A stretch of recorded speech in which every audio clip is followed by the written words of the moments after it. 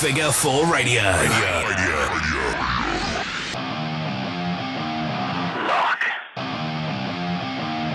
it in.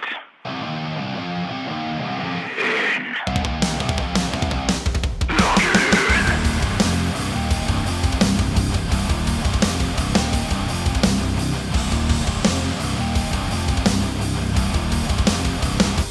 in. Lock it in. Hello and welcome to Figure 4 Radio. I am the Mastermind, Ollie Spring, and today we are talking about some of the greatest rivalries in professional wrestling. But in order to do that, I can't do that on my own. So, of course, I'm joined as always by the Killer Kai Brand. Of course you're a prick. Good hello. Good hello, yes, yeah. And a debutante. We're popping another podcast cherry tonight. We haven't got a nickname for him yet, but I'm sure we will. I had one. Oh, yeah? I was talking to you, Luke the Drunk. The Drunk Luke, yes. I don't think I like Luke the Drunk. I did. But I'm not sure I do. Joining us today for his first time on Figure 4 Radio, our guest tonight, it's Luke. You excited, mate? I am, actually. I'm still quite wary you're going to be calling me Luke the Drunk for the rest of the evening. No, you will. That is your name. Okay, fine. Okay. I think we could do better, but we'll have to wait and see. Yeah. I completely marked out of WrestleMania. You did. You went full hog for that thing. You didn't. Yeah. Full ape shit. Yeah. I like to put it. Yeah, and that was down to the drink, so maybe that's right. You did a lot of Shane O'Mac dancing. I remember that. Yes, I remember you Shane O'Mac dancing all the way to the toilet at one point, the entire way, even though no one could see you. Yeah. It was on the bid you were there doing the Shane O'Mac as the team was coming out. Commitments to the dance. I kind of don't remember that. So I'm not surprised. Okay, Anyway. one thing that I was most excited about in Mania was the chance to see Sami Zayn and Kevin Owens in the ring at the same time. And that kind of led us on to wanting to talk about some of the greatest rivalries in professional wrestling. I think the greatest rivalries that you personally like, not you specifically, Ollie, but I mean, like my favourite rivalries, Luke's favourite rivalries, and yeah, like you say, the greatest rivalries of all time. Let's just talk rivalries. Yes, rivalries. There's got to be a lot of them, and there's probably a lot that we're going to miss out. So of course, if you want to get involved, comment on Facebook, let us know who your favourite rivalries were or are. So Kevin Owens and Sami Zayn, it's one that I haven't really seen a lot of. It's kind of spent 13 years on the independent scene and kind of a few weeks here and there in WWE. But I think the best thing about rivalries, it's you get two guys that just have that chemistry, and whenever you need a top match with zero storyline and build to it, you can just throw two guys out there. They will steal the show. They will get people caring about it.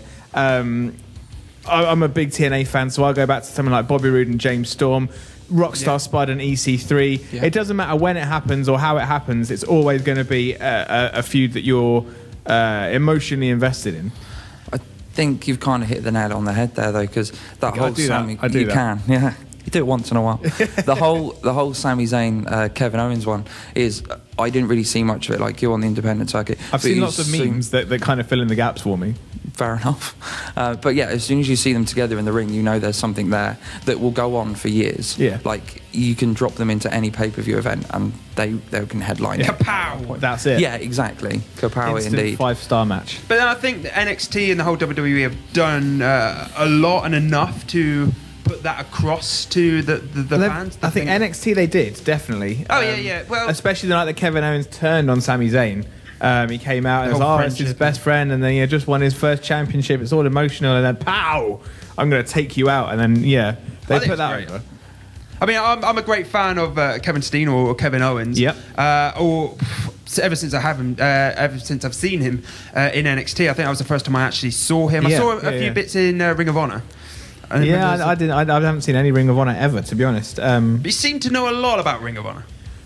I know what I've read. Every time we get a wrestle quiz and a Ring of Honor question comes up, you seem to bloody know it. It's because it's obvious stuff. Let me think. I've been thinking about this every time I'm watching TNA, because I still watch TNA, believe it or not. Well, someone's got to somewhere. Yeah. That's a challenge in itself. With Mike Bennett, he keeps talking about building a kingdom of miracles, and that question was Mike Bennett and somebody else formed which stable, and one of them was the Kingdom, and he keeps referencing it in TNA, and that's kind of a bit of a tell. No, I mean, I've Is read that the only way that TNA is getting over at the minute, by referencing other things that are happening elsewhere? Is that how they've ever always got over? Steal other people's stars, yeah, okay. There's one funny thing that I want to talk about. I think next week we're going to be talking about promotions. I've got a very funny TNA NXT style observation that I will be digging into, because it does make me laugh how TNA is often considered a bit of a joke. Yet as soon as any of their stars debut on NXT, everyone loses their shit. Yeah, fair but enough. that's another story for another week. I'm trying to think what kind of big rivalries are the obvious ones for you guys when I throw the topic out there. The first one that springs to mind actually isn't two individuals, it is the Monday Night Wars. Yes, that is the that's first exactly one what I that was comes to gonna mind. But then if you take away the Monday Night Wars, then the main rival, I suppose there's three that stand out. Yeah. That would be Stone Cold and McMahon. Yeah, because yes. that Yes. essentially saved the WWE from what happened Losing to, the Monday Night Wars. from what happened to WCW. I do have a lot of respect for Vince, because he did some stuff that a businessman shouldn't have had to do, but like you say, it saved his company. Exactly. He literally and there's also blood, now sweat, he and now tears has for that it. excuse of, I can't ask you to do something I wouldn't do. Yeah. Which I think Yeah. every boss loves to have over their staff. Yeah, that's it. So the other one that comes up is Brett and Sean. So I was thinking about this, and I'm not so sure that. I mean, they had some brilliant I think matches. it mainly comes down to the Montreal Screwjob. Yeah. But I think Brett and Sean, for the both of them being technically really good wrestlers, Yes. that's why it stands out, because their matches, they might not have been 5-star, but they were always very well put on. I'm trying to think. They did. I don't think they had that many matches. But they were built up. Yeah, brilliantly. that's the thing. True. Yeah, I think that for a lot of times they were kept apart because of the fears of what would happen. Well, I think that was the backstage thing, wasn't it? Yeah, They genuinely yeah. didn't actually like each other. For me, I think with Brett, it's got to be Brett and Owen. Really? Yeah, I mean, Brett and Owen's Those pretty two went good. back, and they opened WrestleMania 10 and blew the roof off. And for me, I think obviously Shawn Michaels is backstage. That was a rivalry, but I think in the ring, I think you have the Iron Man match. Yeah. You had the screw job, and I can't think of many other high-profile matches where they were in the ring together. Well, at the no, it's same because time. Shawn Michaels would play possum and say, "Oh, my back hurts," or "My leg hurts," Yeah. or Like whatever. CM Punk in UFC at the minute. Yeah, damn right. He's got a doctor's note for every surgery under the sun, I'm sure. But no, then the third one that stands out is Triple H Taker. Okay. Just for me, because that was the time I started watching it. As in back in the old kind of Back in, like, late end of Attitude Era. Yeah, your 2000, 2001, when he was still the American Badass. Okay. See, I love. We're talking about Returns. Returns is on iTunes, and you can probably weigh in on this one, because I don't think you're up to this point, are you? No, I'm up to Judgment Day, when it was The 1999. Rock and Triple H in an Iron Man match, and basically the debut of The Undertaker coming in as the American Badass. Mm-hmm. Fuck me, that was good. It was just amazing. I don't think I had hit puberty, but I lost my jizz at that point. It really did. That was when you hit puberty. That was when my That was first it. pube came out. You can pinpoint it back to that one night. Yeah. Exactly, but I don't think we would have had like the Stone Cold and Vince McMahon and like Triple H, as you were saying, unless we didn't have that Monday Night's War. Yeah. It kind of forced the best out of everybody. It didn't did. Yeah. But it had to, because otherwise, the people in WWE were going out of business, and same with WCW. They were fighting for their careers, and that's probably where you're going to get the best or better rivalries from. It's true. Kai, you're the WCW guy. Luke, did you watch much WCW? I remember seeing it once at a friend's house. Kai, what was big in WCW? I mean, who was there Take any a one stab in the dark. Sting and Ric Yep. Flair? Yeah, that was probably one that was more of the 80s, early 90s. It's kind of big. Was Goldberg really in a massive feud with it, or was he just taking everybody on because everybody wanted to take him out? He had like 172 unbeaten, didn't he? 173. 170 oh, sorry, one out. We're always one out. every time. Yeah. Except now, I'm pretty sure that history will now dictate we never forget that lucky number. I'm trying to think else. I mean, who did the NWA really feud with, or was that everybody again? Again, it was more of everybody. So it was NWA versus WCW. That's what they tried to play it out as. Yeah. But everyone seemed to, from the WCW, either get beaten the fuck up, or they seemed to go into the NWA. But there was one man who didn't. So it was more of, not WCW. It was more Sting versus NWA. Okay, but didn't Sting join them in the end? Yeah, and that's what most WCW fans are pissed off because he was that Yeah. one guy who stood up and said no, and yet he still somehow joined it. That's where I think WCW fucked up. They just kind of took a good idea and went, not Do we just pin that to- on Russo again or not? they take ideas and send them too far. I can't remember who I was talking to the other day. Could have even been at WrestleMania, but they were talking about the crazy WCW matches. And someone was saying that they Viagra on a pole and Yes. stuff like that. Yeah. Do you remember who that was with? I can remember one. I want to say it was Kidman, Kidman. Yep, Kidman, and was it Shane Douglas? I think was Yes, Shane it was. Yes, yeah. Because there was another one they did, which was Shane Douglas's great aunt on a fucking it was on like a forklift or something. Like, Wow. it was Seriously, you gotta absolutely you gotta ridiculous. get Shane Douglas's grand down to then have To stand on a forklift for Yeah. 5 minutes and yeah. Tell you that what was I really strange. like is The Rock and Mankind. Yeah. When they Oh, had yeah, that yeah, arena. yeah. I thought. The empty arena match. Yeah. Yeah. And I thought those two They- had a great chemistry, especially when the Rock and Sock connection. Man, For was me, I good. think that Mankind or whatever any incarnation, his best rivalry will always be with the Undertaker. That went on and on for such a long time, and I think that's one of the things that wrestling suffers from now is everything's over too quickly. There's very few feuds that take more than 2 or 3 pay-per-views, apart from maybe at the moment AJ Styles and Chris Jericho. That seems to just never end. yeah, but I Yeah, that don't needs like to. that. I don't like. No. To me, it doesn't seem like it's almost like they've stuck him with someone and said, right, he's going to show you the ropes, which is fucking stupid. Yeah, they are because- treating him like Yeah. a newbie, and I think that's the problem. Like, he's been, so far he's been at WrestleMania and he's been at the main event in Japan this year, and He knows a thing or two about what's yeah, going on in the ring. exactly. He yeah. does. He's a very smart lad. He's been around the block a fair few times, probably longer than we've been alive. Do you think it was more of a push for Jericho than it was him? No, no. I don't know. Sorry, Jericho. He's gone. I'm still curious to see what happens after WrestleMania. Are they going to go back and have the 5th match? And is it? I know I've seen Have you people guys seen the speculating. end of Raw though? He won the number one contenders match. My relationship with WWE programming, I read about Raw and SmackDown. I don't Okay. watch it. There is like that hour catch up on a Sunday morning for WWE. Like Sky One or something. Yeah. So I kind of sometimes watch that. I do think they're being smart with AJ. Really? Because Jericho's obviously had the similar background to him. Remember when Jericho came into the WWE? He was shocking. That's because... Was he? Yeah. Oh, God, yeah.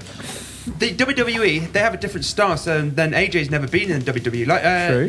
Nakamura in NXT. Nakamura, yeah. Fuck me, And- what a match that was. Can we just take a moment to appreciate Sami Zayn and How do you Shinsuke want to do it? Nakamura? You want I silence? don't know, but I just want to get it out there and say, fuck me, boys, you did it. You did yourselves proud. Yeah, damn right. But I don't think AJ... But then neither does Nakamura. But AJ doesn't deserve to be at NXT. He should be in the main roster straight away. But that's probably why he's with Jericho at the minute. And that feud, I'm sorry, just sucks. Yeah.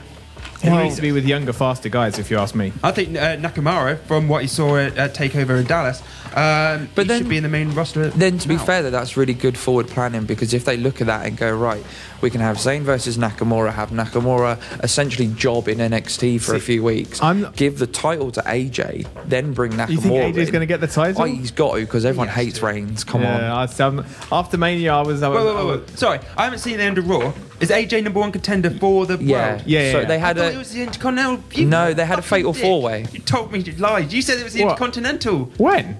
No, the other that got won by The Miz. Yeah, I heard it got won by The Miz, and then Yeah. I thought you said that you know AJ was now the number one contender. Lillian Garcia completely ruined that. Did you know as well? What happened? Did she? Yeah, she came out and introduced it as an Intercontinental Championship match. And actually, it was just meant to be a standard match until Zack Ryder got pissed off at The Miz, picked up the mic and then said, oh, actually, I'll put the title on the line to shut you up. Wow. But she just completely introduced it as an Intercontinental match. That sounds like something I would do on the commentary. Well, she said the Usos had a Grammy, so... That was I remember that. I remember that. Actually, there's two sources for me in WWE. There's reading the catch-ups on whatever forum I read, and Botchamania. Okay, yeah. Yeah, I know what's going on in WWE thanks to Botchamania. Yeah. So you guys don't really watch much TNA, do you? So me going on about Spud and EC3. Well, I know. No, I dip no, in and out of it. Like, I follow him on like social media and stuff, and like I follow Spud and EC3 actually, those two specifically. In fact, does anyone remember a guy who went by the name of Desmond Wolfe in TNA? Nigel McGuinness. No. He had a brilliant feud with Kurt Angle. Actually, how's about Kurt Angle and Mr. Anderson? What? Angle and Lesnar? That was a good feud. Like again, I think that was more of not so much of a slow build, but it had the build to it as opposed to them two fighting every other week on Raw and whatnot. I'm trying to think of other ones that were just absolutely. And there's got to be loads of them. I think I've just hit one we've completely glared over, and that was Stone Cold and The Rock. Yeah. Oh, yeah. I mean, that kind of almost preluded with Stone Cold and Vince McMahon, because Vince would then because he then became like his corporation. Yeah. What about Kane and The Undertaker? They went back. They were good. Debutized. Yeah, Hell in a Cell. I think he's one character I think that they got so right for about 6 months and then fucked up on, because he was Kane. Yeah. He came in and it was everybody was scared of him. Nobody would stand up and face him. He was the Brock Lesnar he was the first Brock Lesnar as far as nobody wants to fuck with this guy. Yeah, nobody wants to be in the same room as this guy. Even Undertaker looked scared of him. I think Mankind and Vader had some pay-per-view matches with him as being the guys nuts in themselves. Yeah, that's it. But yeah, and then soon enough when he lost the mask and later on he puts on a suit, they just kind of. I think where it went downhill for Kane was when they gave him that stupid voice box thing. See, I love that. Really? Oh, come on. That was horrid. It was, but you're a proper WCW fan because you like all the shit that Russo wrote, and this is just horrible. Oh, come on. I have this one guy who's like, shit, he's burnt, we don't know much about him, then all of a sudden they give him the voice boxing. It was like, it gave it another edge to Kane. I mean, they wrote themselves into a corner by saying you can't talk.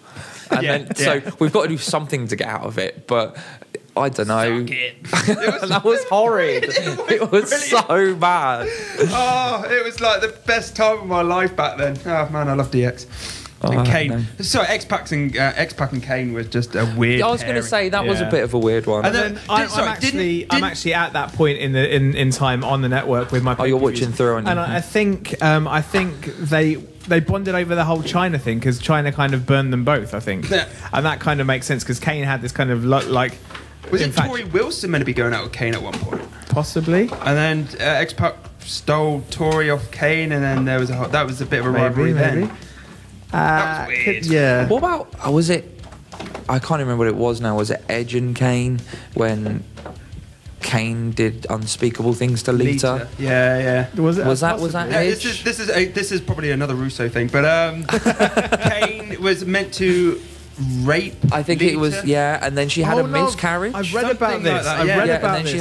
It was in one of those kind of 10 angles that WWE wants you to forget. Yeah, but she had a miscarriage and then all of a sudden suffered Stockholm syndrome and thought he was the best thing on the world. Yeah, it was really strange. It was really weird stuff. I'm trying to think what other rivalries we've got in NXT, because NXT is a product that is on fire. Right? Well, it was on fire just before NXT Takeover London. It kind of fizzled out. Samoa Joe and Finn Balor. I'm not quite sure why they went back to that match, because we saw it in London. I'm not quite sure why they went back to it, and then the same thing kind of happened again, and Balor won again. So I'm not quite sure why and what the plan is with Joe or why that had to happen. But this is the thing: if you're going to throw AJ straight into the main roster, obviously you would put Joe as a contention to do exactly the same thing. Mm-hmm. I think he could come up and join Reigns and be like do some Samoan type stuff, because they're both Samoan. Samoa Joe and the Usos along with Reign, that would just be, I think. Could you imagine those four versus Balor Club? That would be pretty fucking sweet. That wouldn't go down too badly, I don't think, because Balor Club are going over as faces, so you've got four heels right there, and obviously got the Wyatts up in the main roster as well. They need Harper back though. That's the problem. They need to be taken seriously by the bookers, I think. You get buried at Mania by The Rock in 6 seconds. That's pretty poor. I'm a nice statistician at the moment. I've got stats for the year so far. I don't think the top jobbers, apart from I think Ziggler, are all in the Wyatt family. When is Ziggler not a jobber? That's true. He hasn't won a single match this year over any major pay-per-view or network special. There's only 2 people that have got 100% win records throughout the whole of 2016 on major shows.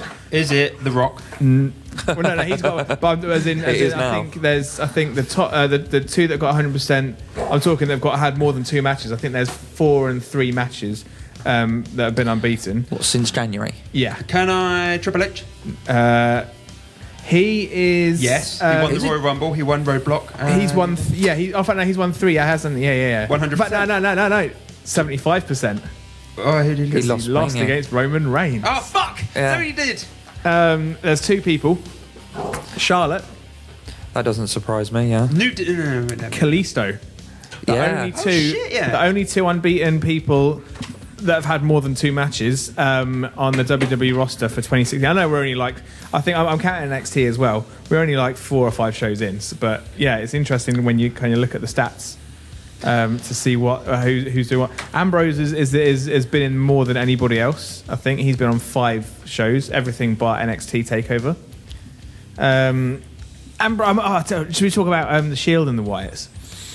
See, that was a pretty good feud. It was. It didn't go. I don't think it went on. It was more so something because you're 3 guys, we're 3 guys, let's fight.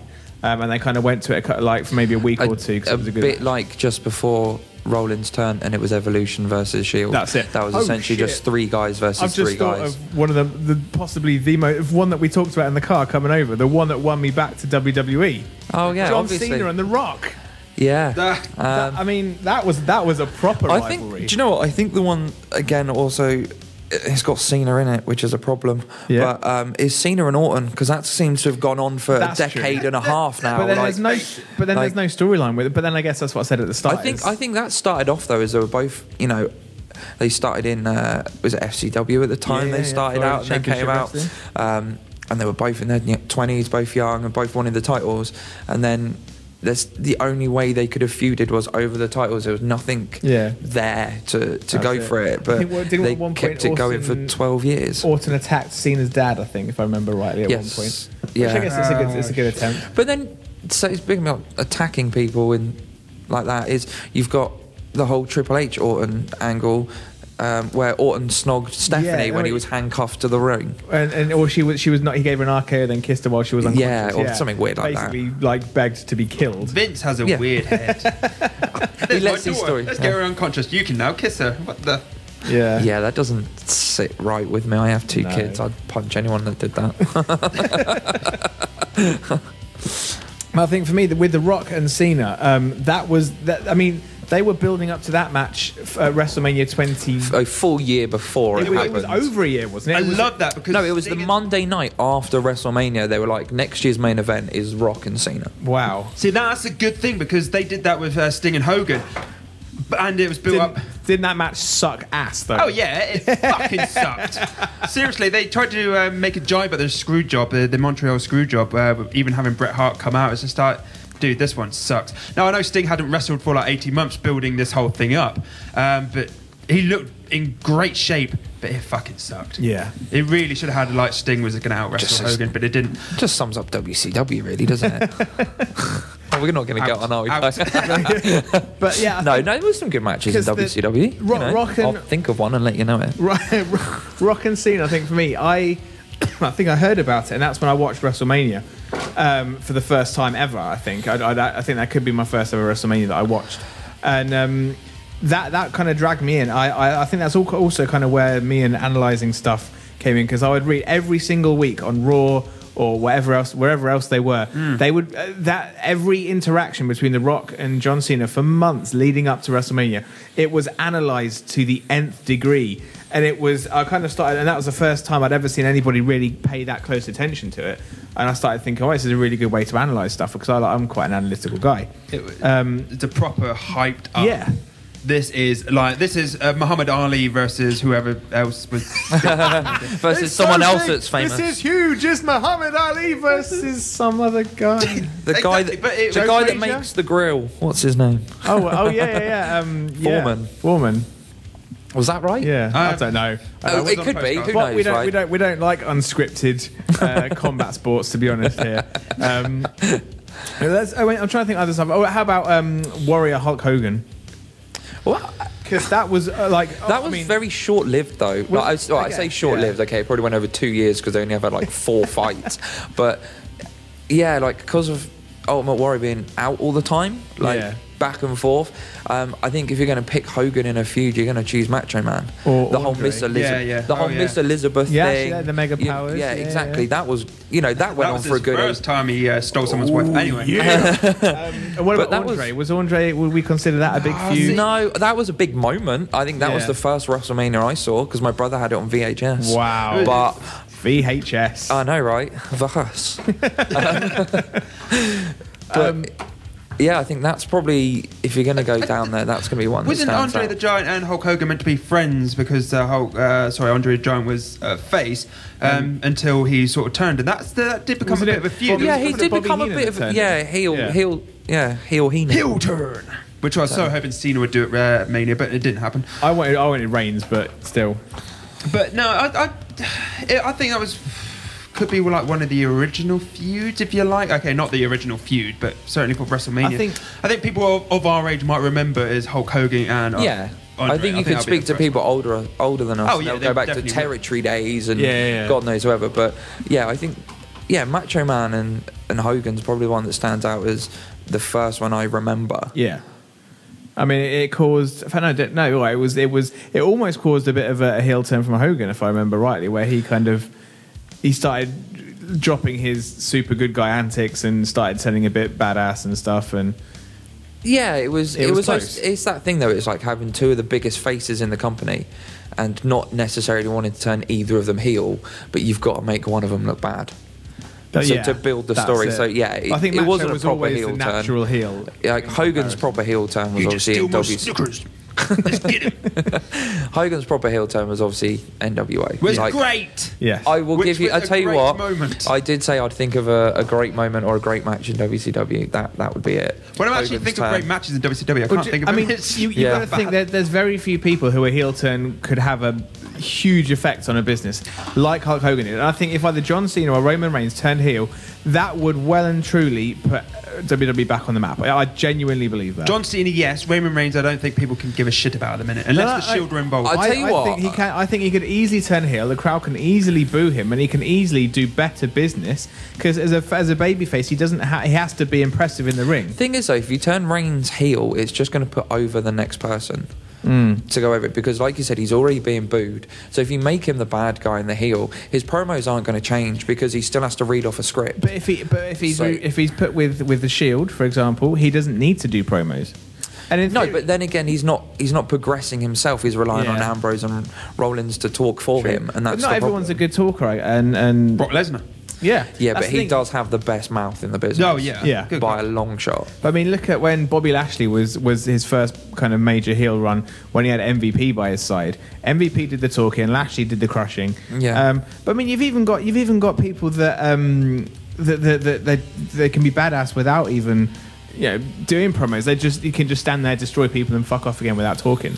Just a look into the camera can say 1,000 words. To be honest, Kevin Owens doesn't do many actual promos. You hear him shout a lot in the ring, and that probably gets him over more than anyone. But he's probably one of the best heels, if not the best heel in WWE. If I could have babies, he could have my babies.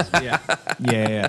Well, I say we could. Your dirty heel babies. pair Joe with him, maybe, for example. Samoa Joe comes up and is that because they're too big? He's the guard dog for Roman Reigns.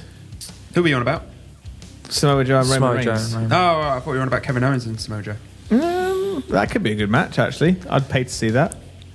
I don't know. It wouldn't.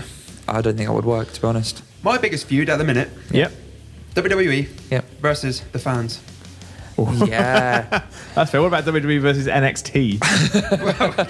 Bend over and take it from behind. In that case, are we not going to go down Triple H versus Vince for the simple fact that... I think Triple H is won by... Yeah, I was going to say, he's actually wiping the floor with his father-in-law. But I think I've had a lot of discussions on various Facebook chats at the moment. NXT is brilliant, but then at the same time, I think they're two very, very different beasts. Yeah. Yeah, they are. But I think... I don't know if Triple H booking WWE would make it successful. NXT is the beast the fans want. Yes. Whereas Raw is now so old and stagnant that we're seeing the same matches over and over again. Whereas this is, I think NXT, because it is that younger talent that has come from the independent scene, we're like, oh, these are new wrestlers, oh, they're really good. Whereas as soon as they go up to the main roster, it's kind of like, oh, we've seen these guys before. And that's the problem, I think. I agree with you. That's why I loved AJ's entrance at the Royal Rumble. Do you think it could be the NXT is what the fans, like us, the guys want? So you go and see NXT, whereas if you want to take your children, you go to WWE. That's it. Yeah, and I guess WWE but is then also... surely that's what SmackDown and like the other shows they do during the week before, like Superstar, Main Event, whatever it is. Yeah. But then I think WWE is as a company, you've got a boardroom of suits to please. You've got numbers to make. That's it. You've got to please the kids. You've got to try and please the adults, the dads, the mums. Which in that kind of context, you can then actually say they're in a similar position to how WCW ended, because obviously Warner came in, took out Turner's money and said, right, you need to now push numbers and stuff, and they weren't getting it. So yeah, maybe there is a rod very much down Vince's back that he can't get rid of. Yeah, but I mean, you also can't really take risks, whereas in NXT you can take the risks. Yeah, and I guess so. It kind of proves that they're paying off, just like TNA used to do with taking risks. Your last point about WWE having to make numbers. Now they got the network. I don't think they're as reliant. No, I think the network is a very big gamble for the simple fact of, and it's working. It's paying. Oh, it is. But they used to rely, especially in America, it's something like $60 or something, isn't it, for a pay-per-view? Yeah. Like over here, it's like crazy. 15, 20, depending on what it is. But they would rely on those numbers, and now they're giving a month's worth of television away essentially for a tenner. Exactly. Yeah, they're going to have to rely on those numbers, but then that's them adapting to us as a society. Yeah, like how many times have we're going to like, find it somewhere or another for free online if we want to. Yeah, exactly. And how many times have you been sat in the shopping centre waiting for your other half and gone, oh, I'm just going to watch something on YouTube? It's just constantly there, and that's what they have to adapt to. I'm on O2, I can't get a signal. Oh, fair enough. O2 versus EE. But no, that's my point with the fans and the WWE is because they keep shoving Roman Reigns down our throat. I think I saw a meme with whoever did it was great. Put Vince's face on Stone Cold. I saw that. That's it. I think with that one, I don't really get. I'm hoping they've got a plan. I'm hoping they're just really teasing us and making us want it, and then maybe WrestleMania next year or sometime heel turn heel. Can you wait till WrestleMania next year? And it's a very big risk in a way. SummerSlam at a push. Yeah, I'd have him turn tomorrow if I could. Are they just waiting for Seth to be fit and back? So Seth's coming back as a babyface no matter what, don't you? Oh yeah, obviously. There's yeah. I mean, he's a great heel, but he will come back as one of the biggest baby faces there. It's weird how injuries can turn the baddest of heels.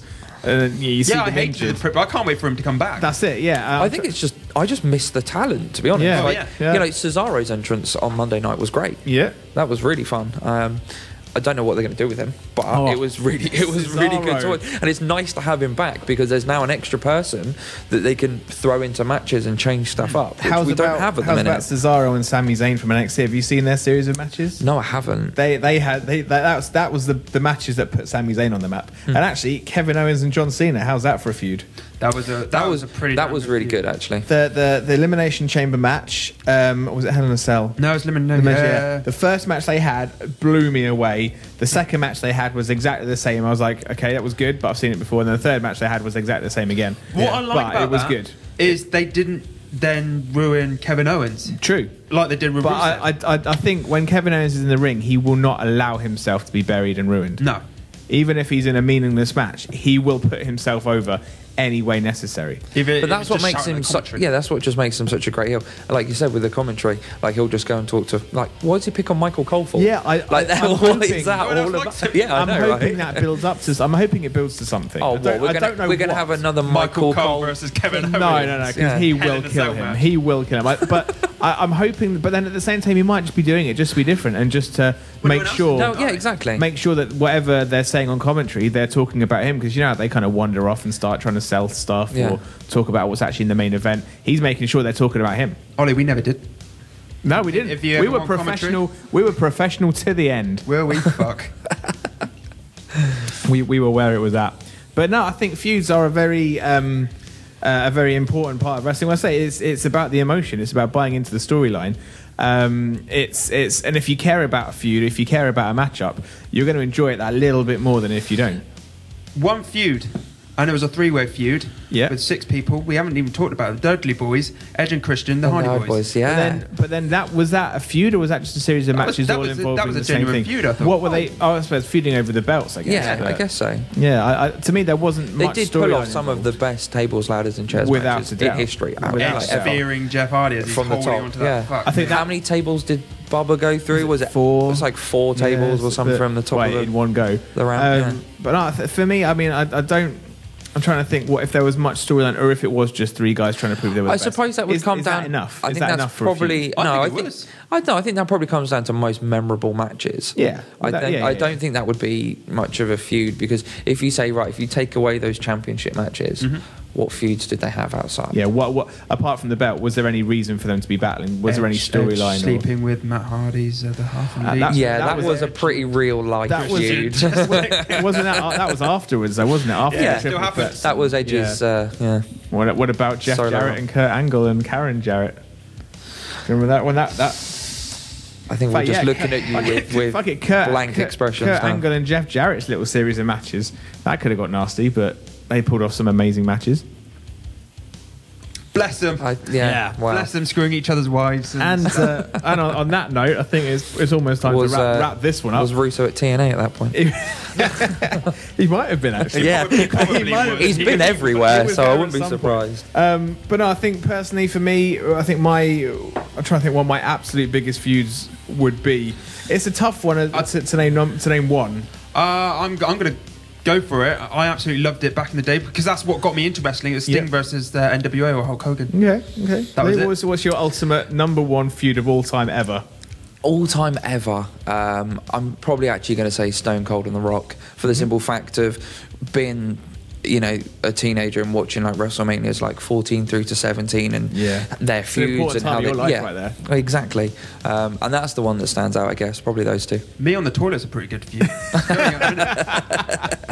I think, although I'd love to go with Spud and EC3, I think it hasn't played out yet. But I think my one, I've got to give it to Rock and John Cena, purely because they will respond. I mean, I've watched a lot of TNA from about 2010 onwards, and I've watched every single episode of their weekly show, every pay-per-view, pretty much every major show they've put out that I've seen. And I was one of those guys back in the day that was like, TNA's way better than WWE, even though TNA are still, only playing to a few thousand people here and there, whereas WWE are putting on WrestleManias to, tens of thousands. The Rock and John Cena feud did pull me back to their side and make me realise that, they pretty much are still the top dogs.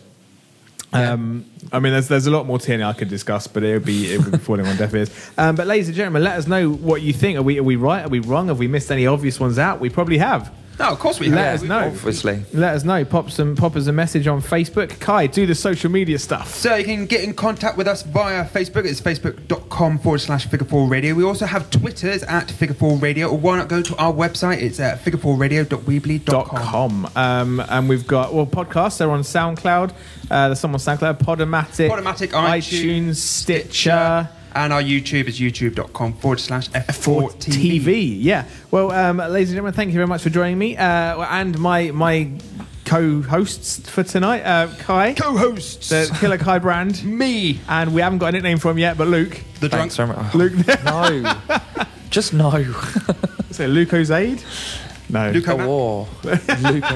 Luco I'll take Luco Mac over Luke the Drunk. We'll have that. That's fine. We'll get there. Join us next week. I think we're going to be chatting about promotions. This could get very fun based on tonight. But ladies and gentlemen, thank you very much for joining us. We'll see you next time on Figure 4 Radio. Figure 4 Radio.